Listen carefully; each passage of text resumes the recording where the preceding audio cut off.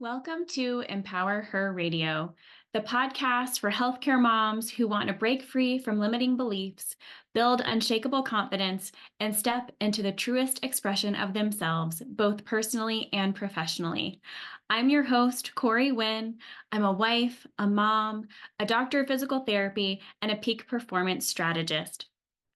Working with highly motivated women to transform their lives and inspire those around them is what truly lights my soul on fire. Each episode, whether it's a solo session filled with actionable strategies or an inspiring interview with a woman who has overcome significant obstacles, is designed to leave you feeling worthy and confident in the value you have to offer everyone around you. I hope you walk away empowered and ready to take that next step to lead your life on purpose. Now, let's dive into today's show. Hey guys, I wanted to pop in real quick with a special offer today. Everything that I do here at Empower Her Radio and in my private coaching practice, Elevate and Empower, is to empower and equip women, specifically moms, with everything that they could possibly need to live their dream life. So I want to give you my dream life blueprint today that can help you get started with that. Just head to corywynn.com/dreamlifeblueprint and you can find that in the show notes. All right, now back to today's show. Oh, I am so glad for all of you to be here today and meet Bridget Carey. She has become an amazing friend of mine and also a registered nurse with many, many years of experience who has recently pivoted and into the entrepreneurial world. And I wanted to bring her here today for a lot of different reasons, but I have worked with some of the most incredible nurses in the last 14 years of my PT career, and then all the time that I was a student, and have found that if you've ever worked in the hospital world, they are the people who hold it together. They are the people who know all the things every minute of every day. And if I could take them all a bottle of water and a snack, I am sure that they need it because more than likely they haven't sat down. So if you're a nurse out there listening today, I'm so glad you're here. Bridget Carey is a coffee-fueled registered nurse turned entrepreneur and self-described pivot master. After caring for her patients at the bedside, Bridget felt the tug to serve in a bigger way while honoring her passions. This desire led to a rewarding career in medical education within the medical device industry. Enter new motherhood, where a new season of pivoting began. With the whiplash of matrescence, Bridget felt the tug of the pivot again. This time she took a chance, forging a new path with entrepreneurship. Now, as a freelance medical writer and legal nurse consultant, Bridget is able to weld her passions, career, and motherhood. With coffee in hand, Bridget is always ready for the next pivot and is passionate about helping others forge their own uncharted path. Welcome to the show, Bridget. Thanks, Corey. I'm really happy to be here with you today. I love all of the pivoting because one of the main things that I've heard, really, you think about being in healthcare, burnout, people kind of having this idea like, I thought this was going to be different, or I didn't think my life was going to look like this. So I love the amount of pivoting that you've shown and that you've done, because I think so many of us get stuck in this, I went to school for this, I have to stay in this lane, don't pivot. Like my husband has always loved horses, be a horse with blinders on and just keep forging ahead. Mm-hmm. And then we find ourselves looking around going, this isn't what I thought it was going to be, or this doesn't work in new motherhood or whatever. So tell me about your life, your career, and all the pivoting. I just love it. I love the pivoting. Yes. And we hear more now than before, but that beyond the bedside, what is it? Is there anything beyond it? So how I even got to bedside, it's a funny story. I call it my weave and wobble. So I went to school. I was really young, graduating high school. I was 17. And so 17 when I started college. And I originally wanted to go to school to be a writer, right? Which it's so funny how that all ties in later. But I wanted to be a writer, work in communications. I had the whole like Carrie Bradshaw like vision. And my mom, who is a nurse, was like, hey, as a safety, like why don't you try nursing? So it wasn't always that like burning passion desire. I say I grew to love nursing as I learned more about it. So that was my first pivot. I switched programs and applied to a nursing program where I wound up, at the time it was an ASN to BSN. So I could become a nurse by 19, which is terrifying, while working to obtain my bachelor's. So here I am. I couldn't legally drink, but I could push medications that were life-altering, if you will. So that was the first pivot, and I was like, you know what, why not? I have the capacity, so I learned, became a nurse, and that's a whole journey pivot in itself, where I learned that, I need to learn how to learn. I'm not as smart as I thought I was, and I really underestimated what nursing was and could do. That's a whole nother story, but became the nurse, and in my mind, I was like, I'm only doing pediatrics. I learned what I liked and what I didn't like. I'm like, I'm only doing pediatrics. I'm only working I live in Philadelphia, the Children's Hospital of Philadelphia. That's what I'm doing. And I did it, which is very interesting looking back, of being that horse with blinders, like, this is what I want. But I really felt I connected with children, because I was a child at heart, but I love working with kids. So that's where I went, and that's where I started my clinical journey. And I loved it. I will say working at CHOP was one of the best educations I ever received, because, healthcare is high stakes. It's always, especially with kids, it's just, there's something about it. And that's where I really learned to trust my intuition, because, as you know, working with patients, you get to know your patients, their quirks, their ins and outs, and kids aren't always straightforward. Oh, yeah. And as a mom, they're not straightforward. They're not going to tell you, the numbers aren't always going to match up, and you kind of learn their intricacies. And I really loved that. But I got to a point where I loved writing. I loved education. And I'm like, what else can I do? I started traveling. I love traveling. I did travel nursing for a little bit. Loved it. I did travel PT. It was amazing. So fun. Like, getting paid to travel and take care of people, like, awesome. Yes. And I know that was a huge shift in 2020, and that's a whole nother podcast episode. But at the time, I loved it. Lived and worked in San Diego, pediatrics, all the things. But I was like, oh, I want to do something different. So on a whim, it was literally 3 a.m. I was working night shift, because that was the only time you could get consistency. Working night shift, I was like, I need to do something different. I saw a post that was an educator, and I was like, you know what? I'm just going to try. I'm going to go for it. And fast forward, that landed me in a company in the pharmaceutical medical device industry. And I was 24, 25, basically making that next pivot, learned all the things about corporate world and life, which is so vastly different from bedside, in just changing your mindset, first about pay, going from hourly to salary. Like, that was mind blowing for me. And really honing my clinical skills in a different way. So that was my first taste of that, like, how we can apply as clinicians, where we can influence care beyond the bedside. I love your fearless attitude, because, I'm just going to try. And I think so many of us are so afraid. And one of our mentors said, what's the worst that can happen?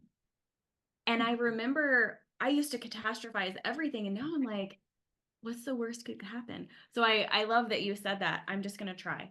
I'm just going to try. And, like, I have to remember that more, because we can get so bogged down by our own BS and mental gunk, that it's like, well, if you think too much into it, you won't try. Like, it's kind of like skydiving. I did that once, and it was the most liberating, terrifying, out of control thing you could do, because once you go, you have no control over it. So same thing. It's like, why not try? What's the worst thing?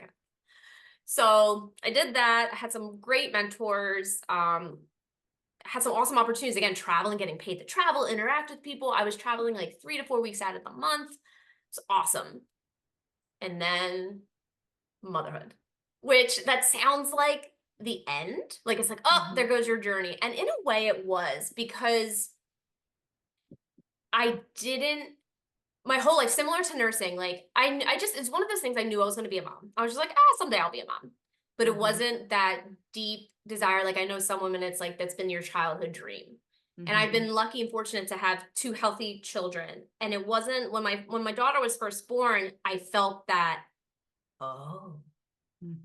okay. oh, this is different. Cause I was very much like, it was a part of me. Like, I'm going to work, I'm climbing the ladder, I'm doing a career, I can do all these things and I'll be a mom. And then it was like, oh, excuse me, this is what happened. And I just recently received a promotion. I was a manager in medical education, which is amazing. But I was like, something's not right. It didn't sit. I'm like, I want to be home with my daughter while I can. And that was a huge shift for me, a huge pivot, because it was like I had this whole preconception of how my life and career was going to go. And motherhood would integrate into that in a way. And it's completely flipped on its head. So as the learner in me, I did a little research into what I was feeling, what I was doing, all these things. And I came to the decision, even after, discussing with mentors within the company I was at, and there was a lot of moms that were like, I did that. They took a break. I called it it was a pivot, but it was a side step. I didn't step off the ladder. I just took a step sideways because I was able to, pivot, and I wanted to be home and explore that motherhood component, which I don't regret at all, because I mentioned whiplash in my bio, like, whoa, whiplash, because I had to figure out what I was going to do. And the beautiful thing about nursing and healthcare, I picked up a PRN position. I was like, listen, I'm going to try this for a while, because I was dabbling with freelance writing at the time, and medical writing, and I really liked that. I'm like, oh, we can make this work. And I started teaching, because that was always a desire. I went back and taught as a faculty member. I loved it. And then I was pregnant with my son. And you can't really teach or commit when you're about to give birth, because they need to fill the roster. So I was like, right, we gotta pivot again. Oh my gosh. So I went back to the floor, did a little per diem. I'm like, oh, I can totally do this, make this work. And I did. And it was good to keep my skills up and go back and like keep things up. But it was just, my body was like, it ain't working. Honey, it ain't working. Try something else. This wasn't my end game. So I was like, what's next? And enter now the freelance writing plus legal nurse consulting, where, I don't know if you can hear him. He just woke up, my son. The ultimate pivot was, if there's not a path for you, try creating one on your own. So that brought me to entrepreneurship, which I thought I knew business working in corporate. Totally different. Totally different. I thought I knew how to manage my time. I have 2 kids. No. So it's been a wonderful learning process, but something I absolutely do not regret, because, we all have to pay bills. That's why I'm constantly, I was not fortunate in that realm to be able to just, to be a stay-at-home mom and just be able to focus on kids. Like, I have to, I had to do the things. I got to pay the bills, keep the lights on. Right. There's a reality here for the times that you need it. So I was able to, I replaced my nursing salary with what I'm doing now. So freelance medical writing and legal nurse consulting, I was able to do that. So that gave me comfort and exploring all of that. So I'll pause there. That's like my condensed pivot story. And I'm sorry for anybody who's lost in the wilderness, because it's like, wait, you were doing this, now you're doing this. What's happening? Bridget, what's happening? But I think that's the weave and wobble beauty of it, especially working in healthcare, that you have these opportunities to explore while meeting the needs of yourself and your family. I love that so much, because I think so many of us don't recognize the expertise that we have and how it could fit into this avenue or this avenue. And the fact that there are nurses who absolutely love working bedside and don't ever want to leave. There's nurses who love working bedside, but it's not working for their family anymore. And they're going, well, now what do I do? And I think it's so important for all of us to know. I mean, you worked in medical equipment and medical devices. You taught. You're now a legal nurse consultant. I mean, the realm of possibilities is huge when you have any type of healthcare background. So I love that. When you think of talking with other nurses who are either maybe didn't even know about legal nurse consulting, or are doing similar to what you're doing, but they want to maybe go part-time and add something like that, how would you guide and direct them to get ideas or get started? Yeah, no, absolutely. Because I have friends, colleagues, family members that, are still at bedside. and they're like, what do you do? And how do you do it? And I explain, and they're like, oh, I could never do that. Or some get excited about it. So it's definitely a flavor, legal nurse consulting, and even writing. People are like, I don't want to write. I hate writing. I hate reading. And I'm like, oh, I love this. So really, for anyone that's looking to pivot beyond bedside, and this sounds so simple, but it's what do you like to do? And it's such a simple question, but they're not always simple answers. It's like, well, I love writing. That was my OG story, right? I love to write and I love it. So how can I interweave that together? I have articles published in Sports Illustrated. I have, blog posts. So from the writing perspective, anyone with healthcare background, so you see these like Shape magazine, Self magazine, all these things that have parenting magazines. They look for the credentials and credibility of healthcare providers that can communicate that to the layperson, the common reader. And if you can translate that and make it a digestible content piece, boom, that's freelance writing. That's it. Legal nurse consulting is a different animal where I'm trying to think like how to put this. So there's different avenues. What I do, I am a behind the scenes person through and through. You can kind of see my less than aesthetic office behind me. I'm now in the basement because I lost my office. I don't say I lost it. That sounds terrible. But like when my son was born, I had a shift where my space was, and I work at all different hours of the night. Sometimes it's 3 a.m, sometimes it's 9 p.m, sometimes right now at 12:34 Eastern time. It just depends. So my behind the scenes work, I read medical records, I develop a chronology. There's also the avenue of testifying expert. So if you're still at the bedside and you're like, I don't want to jump ship, I like my PRN, but I want something different, think about testifying expert. That's when you use your clinical expertise, say you're cardiac ICU. You would be retained by counsel, and they would basically, it sounds silly, but ask you questions and give your experience and ability to communicate the standard of care in a case. And you charge for preparation time, you charge for a medical record review, travel, depending on what it is. So that is a lucrative component of legal consulting for a healthcare provider. And that's like, I'm a nurse, I know nursing more, but physical therapist, physician assistant, respiratory therapist, there's always a need. And I just want to touch on this here.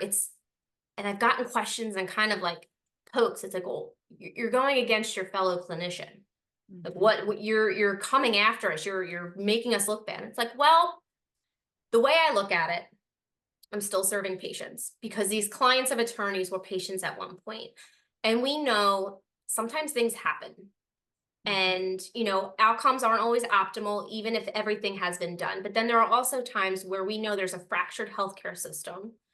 And being able to look at this from an objective perspective, recognize where the standard of care was breached, we have an opportunity to make it better for the next person and the next person. So that's the way I look at it. And so I'm picky and choosy of like what cases I take and what I look at and how that contributes to the overall betterment of healthcare versus slamming a provider or a healthcare system against the wall, Oh, I love that, because we're all hoping to give our patients the best level of care, the best time where they're in the hospital or clinic or wherever. And like you said, there's always opportunity for growth and to make that even better. Yeah. So there's all different ways to do it. And to get involved, it's, do your due diligence. There's, I guess in every topic, there's sharks out there that are looking to exploit those that are interested in pivoting. So always, vet your resources. LinkedIn, I made a post or talked about like coaching the other day, and it's like I stalk the heck out of anyone that I'm looking to invest in or anything that I'm looking to invest my time in. I vet it and stalk it. So it would be the same thing if you're looking to leave bedside. If you want to skydive away, awesome. If you don't have that capability, investigate a little bit. Do you like writing? Look into freelance writing.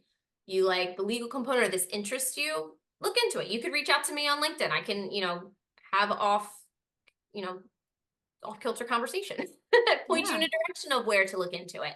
Yeah. I know some nurses that went into financial planning and financial services because we're not taught that in nursing school. We're not taught that in undergrad when we're being trained to save lives. We're not really being trained to save our bank accounts, which is really important. Or save our own lives. We save our own lives, right? Like Jesus. But so anyway, so it's like whatever you're interested in, there is an avenue that you can apply or supplement your expertise clinically. I love that. And something you said just a little bit ago, what do you like? And what I'm finding talking with my clients right now is we have gotten so deep in the weeds with our blinders on, we don't even know. I can't tell you how many of my clients, the first thing they say is, I feel lost. So being able to take that time, whether you like to journal or go for a walk or whatever, but sit down and really think about, what do I enjoy? What did I enjoy before I had kids? What did I enjoy before I became a nurse or a physical therapist or whatever bridge of healthcare you're in? What did I enjoy before I got married? So that then you can look at that list and see how you can either bring more of that in with your expertise or do something on the side, maybe that's completely different. I mean, and in all honesty, I would be a coach and have a pollinator garden that people could come visit. I mean, if we're going to be totally honest, I mean, those things could be the farthest from each other. Yeah. But like Bridget said, what do you love? What do you do outside of work that you could bring more of in? I love that. I want to be super respectful of your time. Is there anything that we haven't talked about? Anything that you want to make sure people know? I want to make sure people can get in touch with you. Yeah, no, I'm very passionate about this conversation. So I'd love, like, if anybody's curious, I have, you know, I wish there was more, like we talk about this in nursing school. Hey, nursing schools, you should definitely put in some sort of curriculum of things that are available and any healthcare, sorry, all healthcare. Something like a course beyond bedside, entrepreneurship, something that we can learn so we don't feel like we're scraping the bottom when we're starting out and then feeling so lost, right? Mental health is super important. This is also a component of that, being able to balance, your expertise, your passions, and your lifestyle. These are all entwined. There are always tricks of the trade of how and what. It's like, well, how do I get started? Well, the way I started, so say education, I went into Indeed and I said clinical educator. And I won't take the time away from this from now, but if people want to reach out to me, I'll give you like on LinkedIn, how to exactly find that, because what we know as providers, the role was clinical nurse specialist. That sends some red flags. I am not a CNS. I never was a CNS. And from an inpatient perspective, for those that know, that's a whole master's prepared different clinical set. But in the industry, in medical device, in the pharmaceutical corporate world, I am a clinical nurse, specialist. So you can see how the wordplay can really deter you from even applying to a position that might spark your interest. You're like, oh, I don't align there, but it may not be what you think it is. So I'm really excited about that too. Well, and I just wanted to touch on one thing that you said earlier. People, all of us in healthcare, we worry about kind of the legal world. Do you ever consult in the capacity of making things better before something's gone awry? Or is part of your coaching kind of working with other healthcare professionals in order to avoid things like that so that they don't end up on that side of the world? So that is the optimal. From recent personal experience and looking at it from a legal nurse perspective, we are in our healthcare system. I don't know if it's just because of how the world has shifted in the last 4 years or so, or what we've had to deal with. We've gone to a reactive care setting versus the preventative and proactive. So even when I worked as an educator, didactically at the university level, at the corporate level, And even now, I still, with colleagues, when you're documenting, you want to be as objective as possible. You don't, just the core things that we're always taught, but I can tell, I'll leave this tangent. I can tell when I'm reading a chart when a provider, whether nurse practitioner, nurse, physical therapist, um, nurse anesthetist, when they realize something is not right, the documentation changes. Mm-hmm. So it's interesting how that goes. What I love to teach is always just be objective. Don't put your opinion in it. That can get you in trouble. When you document what you see and you're not trying to overcomplicate it, there's nothing to implicate you. Right. It just is what it is. Mm-hmm. Subjective information gets you in trouble. And sometimes, like I said before, some clinical situations just roll out the way they do, and there's not much we can do to interfere. But when you're documenting, you do the best you can to remain objective. And I don't like it's true, if it's not documented, it's not done. So even if it's something as minute as followed up with provider, educated the patient, checked something for the 1,000th time, just put a little line and it can always be found. Right. Even if they don't tell you, that's something else too. Like there's a lot of texting communication. Everything can be found. Yeah. I've always been super overkill on my documentation for that reason. Everything that I saw from the moment that I walked in to the moment that I left, then it's all there. Not that I haven't made mistakes for sure, but same. That's the same. And it's like, I'd rather write much more than was needed than go back and go, oh, that probably should have been in my note. Something I saw today, it's we could go into a whole documentation best practice thing. It's from the copy and pasting to making sure what you see is what you see. Yeah. A wound on your left leg doesn't just appear on the right leg. Yeah. And then you go back to the left leg. It's like, take a second, and here's the other thing too. And it's not legal advice, but it's just from what I've seen. I've done it. You document something that may not be what you want it to be. Always go back and fix it. Yeah. And if someone questions, well, why did you change this? It's like, well, I put the wrong information. Whoops. Instead of months, years from now, if it's brought back and it's like, it's different being questioned at that time versus in the moment during an audit trail. Right. Yeah. We make mistakes. It happens. Yeah. Awesome. Well, I will make sure that everything is in the show notes on how to get in touch with you. And thank you so much for being on today. I'm sure that there are lots of practitioners out there everywhere, but nurses especially, who are thinking, oh, I could maybe pivot. Hold on. So thank you so much for all of your expert advice. And we will have this up and going very soon. Awesome. Thank you.